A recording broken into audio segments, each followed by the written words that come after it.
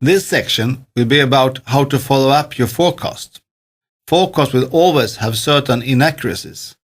There is therefore a good reason to calculate the forecast errors and carry out continuous monitoring of forecasts to keep them within acceptable margins of errors. This is especially relevant for automatic forecasting using either moving average or exponential smoothing methods. There is otherwise a risk of losing control of a forecast, which can have serious consequences for materials management. Basic to all forecast monitoring is the measurement of forecast errors. Continuous measurement of forecast errors should therefore be an integral part of the forecasting system. The aim is partly to identify individual, random errors and partly to identify systematic errors. That means that the forecast is systematically too high or too low.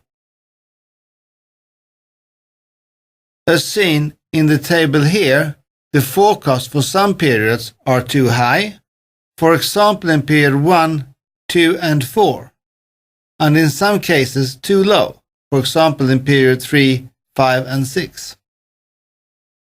Forecast errors are also used as a basis for determining the size of safety stocks.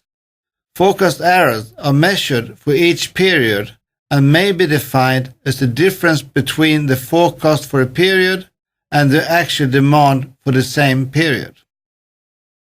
A positive forecast error means that the forecast was too high, and consequently a negative forecast error means that it was too low in relation to the actual demand. To continuously monitor forecast errors, the average forecast errors is used to measure if the forecast is systematically incorrect or not. To calculate the average forecast error, we calculate the error for each period and take the sum and divide the sum with the number of periods. But this measurement is not enough. For example, if the forecast is very low in one period and very high in the next, the average of this measurement will be 0. We therefore also use the average forecast error in absolute value. That means without taking into consideration whether the forecast is higher or lower than the actual demand, just the difference. This is called the mean absolute deviation, MAD. But let's take an example to illustrate this. Here we have a data set of forecast and actual demand for 6 periods. So let's calculate the forecast errors. In period 1, the forecast is 45 and the actual demand is 40. The forecast was 5 units higher than the actual demand. That means the forecast error is plus 5. For period 2, forecast is 43 minus actual demand 40, which equals to plus 3. And for period 3, the forecast is 32 minus the actual demand, which is 40, and that will equal to minus 8. And if we do the same for the other periods, we will have this table. Let's then calculate the average forecast error. This is done by adding all the errors together and divide the sum with the number of periods that we have studied.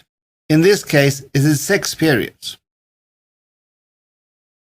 So, then we have 5 from period 1, plus 3 from period 2, minus 8 from period 3, and then plus 5, minus 5, and minus 7, which all adds up to minus 7, and minus 7 divided by 6 give us the average forecast error to minus 1.2.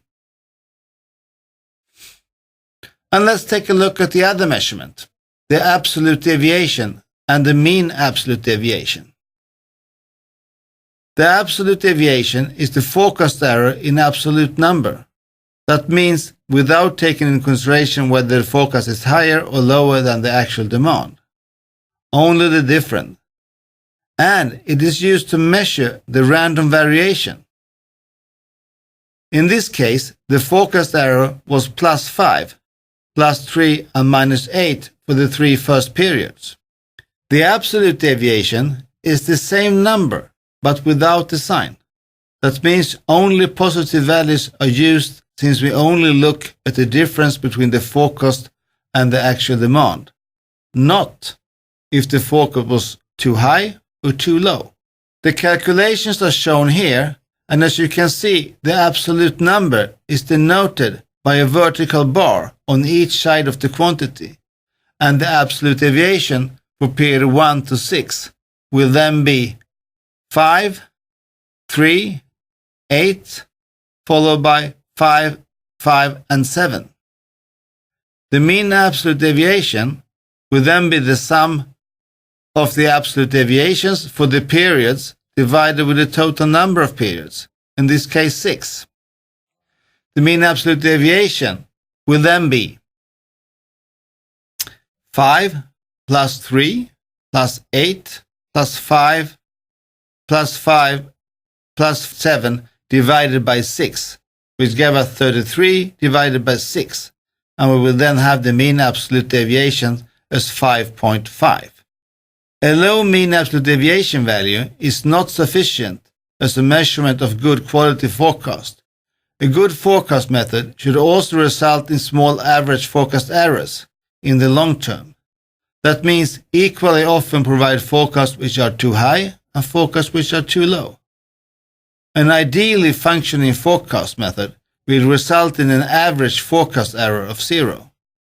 The forecast error is a way of tracking if the forecast has a tendency to be too low or too high, and to follow up if there is a trend in either way. There is therefore a good reason to calculate forecast errors and carry out continuous monitoring of forecasts to keep them within acceptable margins of errors. Forecast errors will have an effect on materials management. For example, forecast errors and absolute deviations are used for calculating safety stocks. But that's another story.